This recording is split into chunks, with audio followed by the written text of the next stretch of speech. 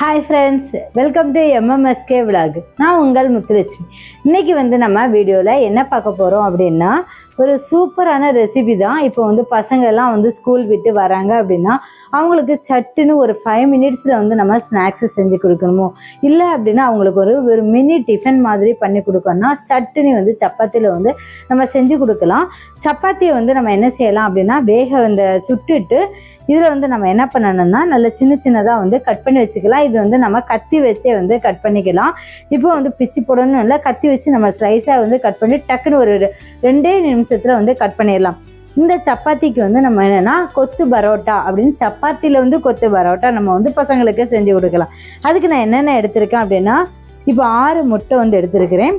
அது கூடவே ஒரு 4 பெரிய வெங்காயம் சின்னதாக கட் பண்ணி வச்சுருக்கிறேன். இதில் 3 தக்காளி. இப்போ நம்ம வெங்காயம் என்ன சைஸில் கட் பண்ணோமோ அதே சைஸில் தக்காளியை நம்ம கட் பண்ணிக்கலாம். அது கூட 3 பச்சை மிளகாய் சின்னதாக கட் பண்ணியிருக்கிறேன். தேவையான அளவு கொத்தமல்லியில் சேர்த்துக்கலாம். ஒரு பாதி லெமன் சீடெல்லாம் எடுத்துட்டு பாதி லெமன் அதில் லாஸ்ட்டாக நம்ம புளிஞ்சு விட்டுட்டோம் அப்படின்னா ரொம்பவே டேஸ்ட் அல்டிமேட்டடாக இருக்கும். இதுக்கு தேவையான காரத்தை நம்ம சேர்த்துக்கலாம். இப்போ நம்ம எப்படி செய்யலாங்கிறத வாங்க வீடியோக்குள்ளாடி போகலாம்.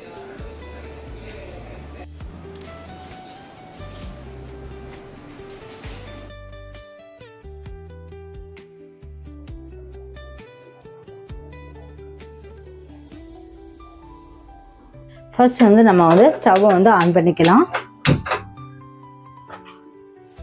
இப்போ இதுக்கு தேவையான ஒரு 2 ஸ்பூன் ஆயில் சேர்த்துக்கலாம். ஏன்னா வெங்காயம் நல்லா வதங்கணும். எண்ணெய் நமக்கு சூடாயாச்சு. நம்ம கட் பண்ணி வச்சிருக்கிற வெங்காயத்தை சேர்த்துக்கலாம். இந்த வெங்காயத்து கூடவே கட் பண்ணி வச்சிருக்கிற பச்சை மிளகாயும் சேர்த்துக்கலாம். இன்னும் நல்லா வதங்கணும். வெங்காயம் நல்லா வதங்கினதுக்கு அப்புறம் தான் இதுக்கு தேவையான தக்காளி நம்ம சேர்க்கணும். இப்போ நமக்கு இந்த வெங்காயம் சீக்கிரமாக வதங்கணும் அப்படின்னா ஒரு 1/4 டீஸ்பூன் மஞ்சள் தூள் சேர்த்துக்கலாம். 1 டீஸ்பூன் உப்பு சேர்த்துக்கலாம்.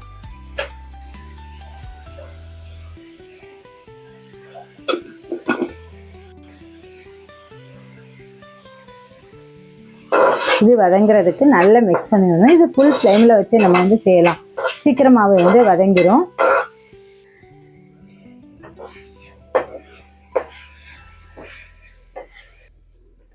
வெங்காயம் இந்த அளவுக்கு வதங்கணும். வதங்கினதுக்கு அப்புறம் நம்ம இது கூடவே கட் பண்ணி வச்சிருக்கிற தக்காளியை சேர்த்துக்கலாம்.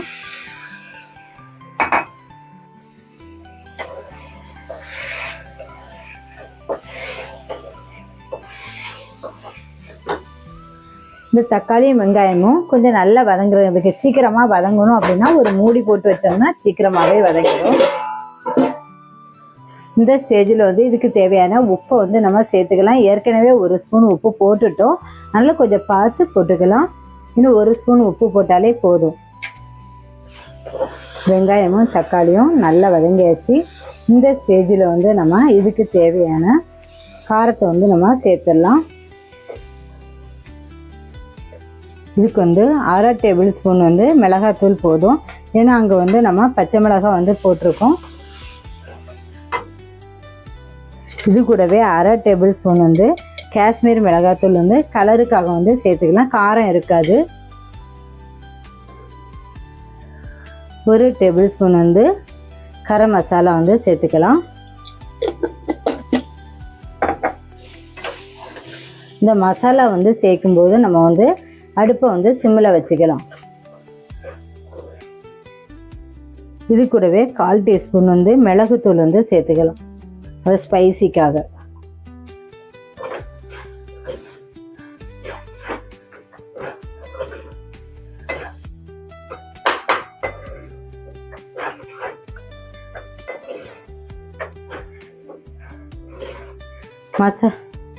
மசாலா எல்லாம் செட் ஆயாச்சு. நம்ம எக்கு சேர்த்துக்கிறோம். இன்னைக்கு 6 எக்கு எடுத்துருக்குறோம். அதை சேர்த்துக்கிறோம். இனி இது எல்லாமே மிக்ஸ் பண்ணிக்கலாம். இது மிக்ஸ் பண்ணும்போது நம்ம அடுப்பை ஃபுல் ஃப்ளேமில் வச்சுக்கலாம். அப்போ தான் எக்கு சீக்கிரம் வேகும். நல்லா மிக்ஸ் பண்ணணும். எல்லா இடமும் ஈவனாக மிக்ஸ் பண்ணுற மாதிரி நல்லா மிக்ஸ் பண்ணணும். இந்த எக்கு சீக்கிரமாக வேகிறதுக்காக ஒரே ஒரு நிமிஷம் மூடி போட்டு மூடி வச்சிடலாம். இனி இது ஓப்பன் பண்ணி இல்லை 1 நிமிஷம் ஆயிடுச்சு. பார்த்தோன்னா எக்கெல்லாம் வந்து ஓரளவு வெந்துடுச்சு. எனக்கு வந்து நம்ம வந்து அப்படியே ஓப்பன் பண்ணி வச்சு மிக்ஸ் பண்ணிக்கலாம். எக் வந்து வெந்தாச்சு. இந்த ஸ்டேஜில் வந்து நம்ம பிச்சு வச்சுருக்கோம்ல சப்பாத்தி, அதை இது கூட சேர்த்துக்கலாம்.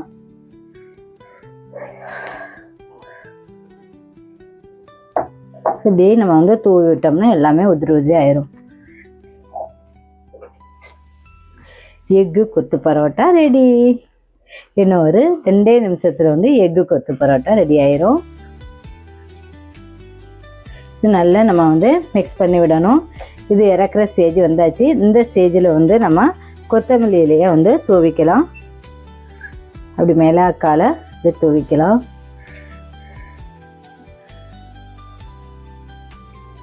கொத்தமல்லி இலையை தூவினதுமே நல்லா மிக்ஸ் பண்ணி விட்டுக்கணும், எல்லா இடமும் படுறது மாதிரி. கொத்து பரோட்டா வந்து ரெடி ஆயிடுச்சு. இனி வந்து ஸ்டவ்வை வந்து ஆஃப் பண்ணிடலாம். ஆஃப் பண்ணிவிட்டு ஒரு 1/2 லெமன் வந்து நான் புழிஞ்சு வச்சுருக்கிறேன். இது வந்து நம்ம கடைசியில் வந்து சேர்த்துக்கலாம். லெமன் வந்து சேர்த்ததுக்கு அப்புறம் வந்து நம்ம வந்து ஸ்டவ் ஆனில் இருக்கக்கூடாது. ஏன்னா வந்து லெமன் வந்து கொஞ்சம் வந்து அடுப்பில் இருக்கும்போது அந்த ஃப்ளேம் அந்த சூடு படும்போது அது வந்து கொஞ்சம் கடுப்பு தன்மை வந்து இருக்கும். அதனால் இதை ஆஃப் பண்ணிட்டு தான் நம்ம வந்து இந்த லெமனை வந்து சேர்க்கணும்.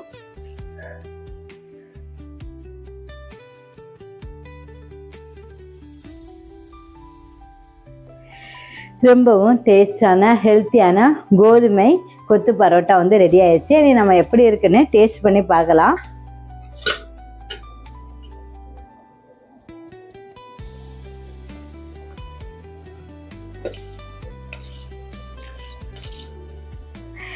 பார்த்ததுமே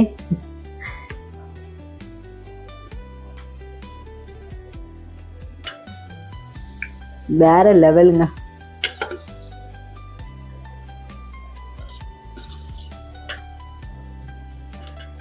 ரொம்பவே சூப்பராக வந்திருக்கு.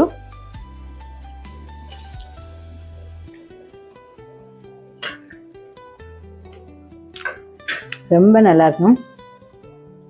இந்த வீடியோ உங்களுக்கு பிடிச்சிருக்குன்னு நினைக்கிறேன். லைக் பண்ணுங்க, ஷேர் பண்ணுங்க, சப்ஸ்கிரைப் பண்ணுங்க, பக்கத்தில் இருக்க பெல் ஐக்கானை கிளிக் பண்ணுங்க. நம்ம இன்னொரு நல்ல ரெசிபியோட மீட் பண்ணலாம். தேங்க்ஸ் ஃபார் வாட்சிங். பாய்.